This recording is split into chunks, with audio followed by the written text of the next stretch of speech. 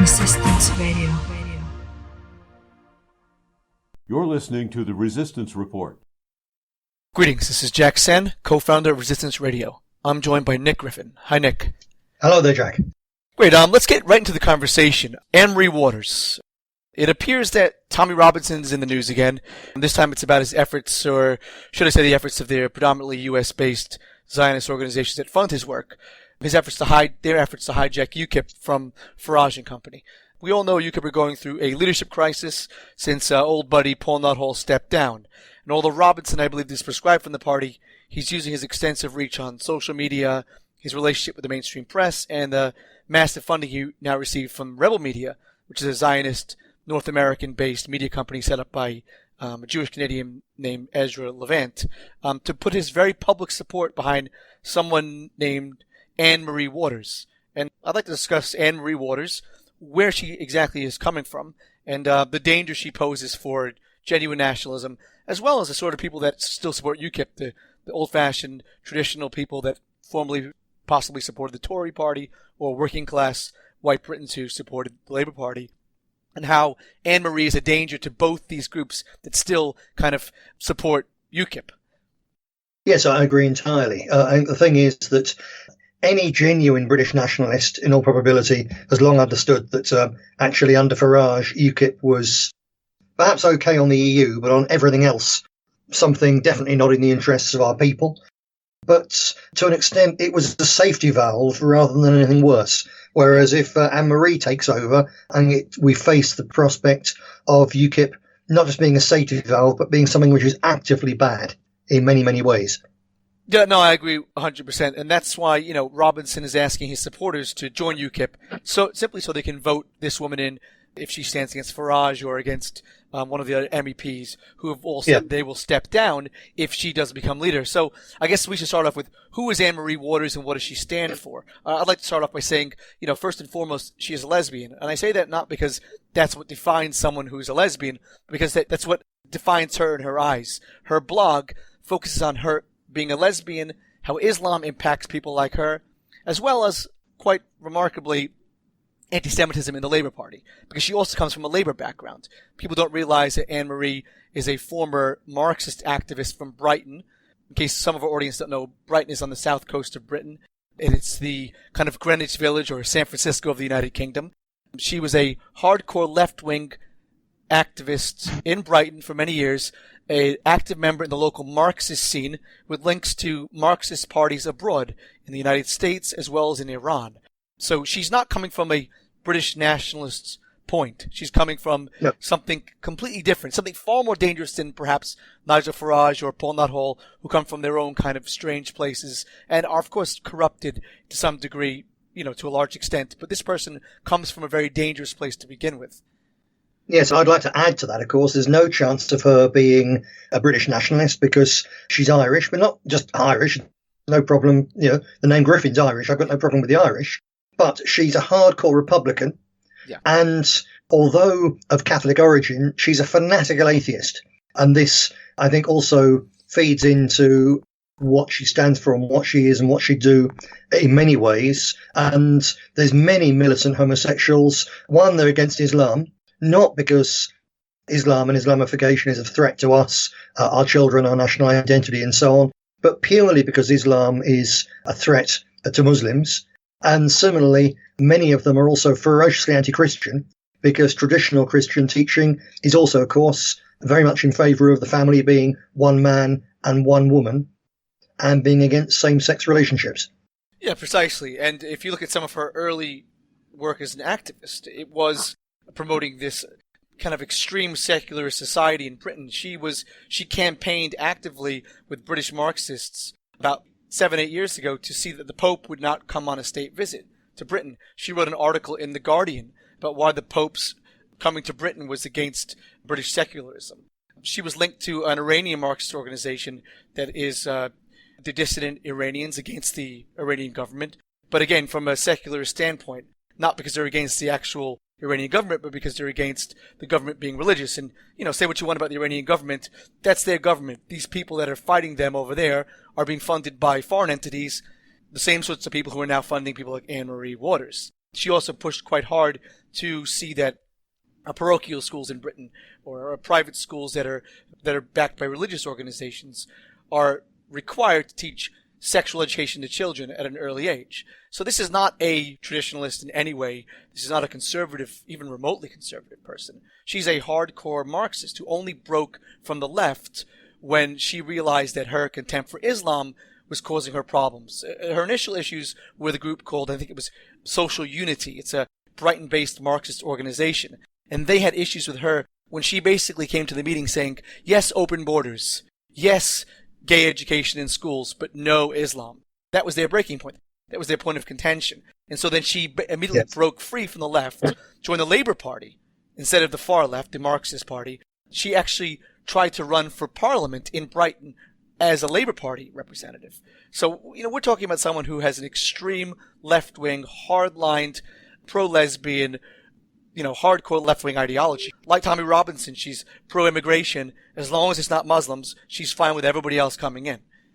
Yes, indeed. Well, that's a common thread. Obviously, that position, she certainly didn't belong on the far left because they're in favour of everybody coming in. But this position of being in favour of all immigration, heavily in favour of multiculturalism and the destruction of the old Christian West, but at the same time being opposed just to Muslim immigration, she's right at home in the counter-jihad movement, funded as it is, as we've seen and we've discussed in the past, very, very heavily by ultra-extreme Zionists from the United States. Yeah, correct. It should come as no surprise that rebel media, which is a huge market share in kind of what we do, patriotic, freedom-loving, counter-mainstream media, they dominate this market now. And they are backing her. They're backing Tommy Robinson. And the money that's obviously pushing her candidacy for head of UKIP is the same money that funds Tommy Robinson's efforts. And we all know that Tommy Robinson's efforts they're far from honorable. I believe he might still be in Israel. I've seen photographs of him walking around with Israeli soldiers. And I've seen pictures of some of these soldiers pointing at the Palestinian flag and putting up their middle finger and him laughing. So yes, I've seen a remarkable picture of him on an Israeli tank. Now, a normal tourist doesn't get that sort of possibility. There's no way anyone normal would get clearance to go there to do that. And there's no way that the military would normally simply be allowed to issue pictures of themselves, with a foreign tourist. So it absolutely stinks. Anyone new to the game, I would recommend, I'll get the commercial plug in now, or of course it isn't commercial. You'll find online in various places, if you go and look for it, my document, What Lies Behind the English Defence League, which was published quite some years ago now.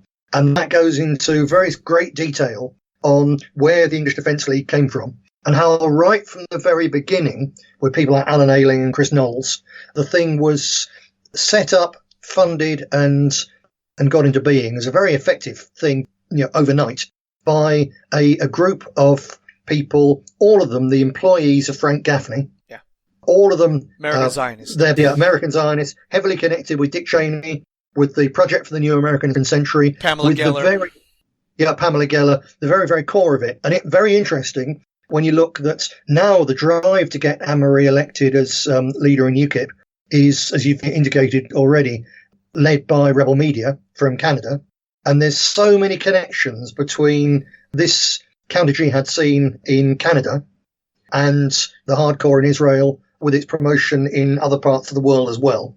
It really is the driving force of it. Behind rebel media in the end, I believe you've got Rabbi Raphael Shaw, who's the multimillionaire Zionist filmmaker, who's the man more than anyone responsible for the Hasbara operation, which involves huge numbers of young Israeli students volunteering and being trained to work the internet to promote the interests, not of ordinary Israelis, but the hardcore Likudniks who want to turn Israel from the state it is now into a greater Israel stretching from the Nile to the Euphrates. Any state in the way has to be smashed up. Anybody in the way has to be got rid of. Where on earth does this tie to, a group of people in Britain, Anne-Marie Waters and others? I think it's this, that they must know that if they take over UKIP, if she takes over UKIP, it would essentially destroy it as a remotely credible political party. Yeah. So they're not doing it for that purpose. But I think that they're doing it because their track record is they just want to cause trouble with the Muslims, not just with the radicals, but all Muslims. And this would send a shockwave of horror through the British Muslim community, which would radicalise it further and create the trouble. Why do they want to see trouble between us and Muslims? Because if Europe's, as they want, a sea of flames between Muslims and everybody else, then under cover of that, that's when they can move and ethnically cleanse their greater Israel of every last Palestinian. And that's all they care about. Not about Europe, not about Britain, not about UKIP, but about the greater Israel. Yeah, it's the same sort of politics and the same platform as Luciana Berger has. I mean, at the end of the day, everything she does is not for Great Britain. You see she's being attacked in the press for trying to sabotage Jeremy Corbyn efforts. Although we may not be fans of Jeremy Corbyn, we all know the power. We all know the power of people like Luciana Berger. I mean, I had a personal experience with her where she, MP for the Labour Party, was able to contact UKIP and have me suspended for simply just making a reference to her being pro-Israeli and pro-EU. Yeah. And this is the sort of people that they have a specific agenda, and it has nothing to do with Great Britain. It's to do with promoting their grand plan to change Britain from a Christian Western country with predominantly indigenous British people to one that's multicultural, and then promote the interests of Israel and the grand Yinon plan. Yeah. As you referenced. Yes, indeed. And Anne-Marie Waters is ideal for that. And I do think, as I say, if she manages to take over UKIP, as I say, it won't help it. It won't even survive effectively as a party, not least because quite apart from her agenda and the fact that most UKIP MEPs and serious activists can understand that she's a Roman, quite apart from all of that, she's just barking mad. There's no doubt about it.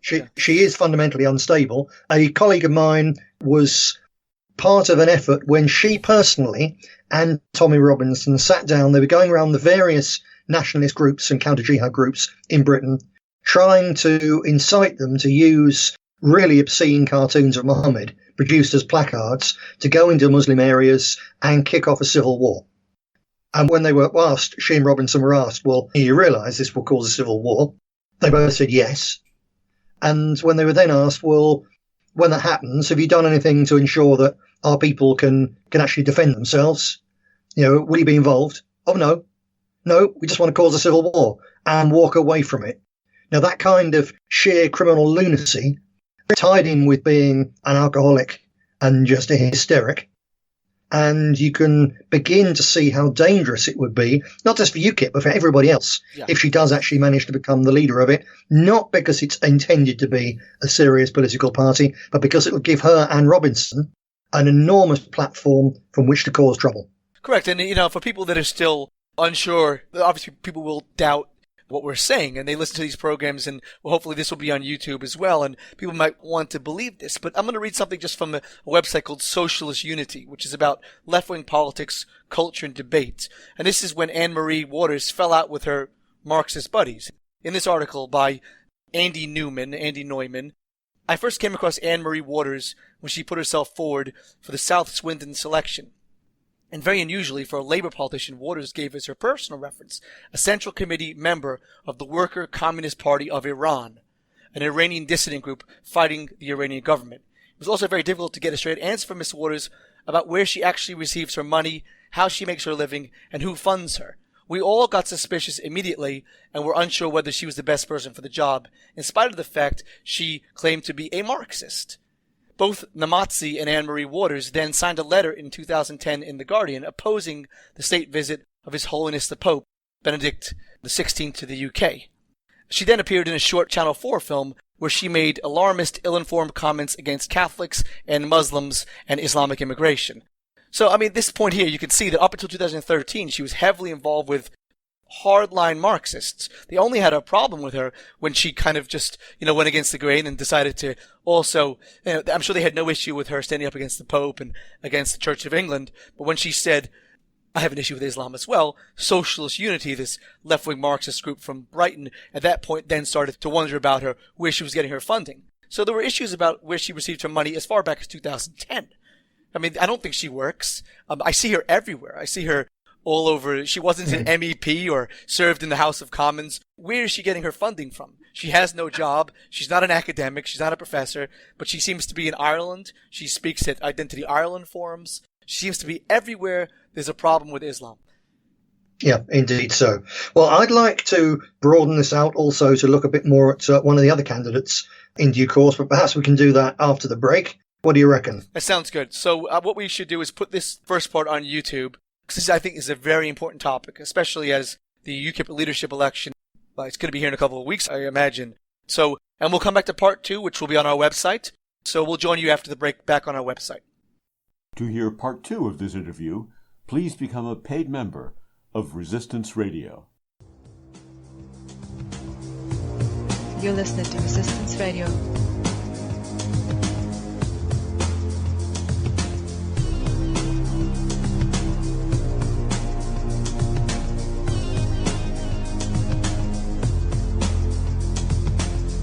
You're listening to Resistance Radio.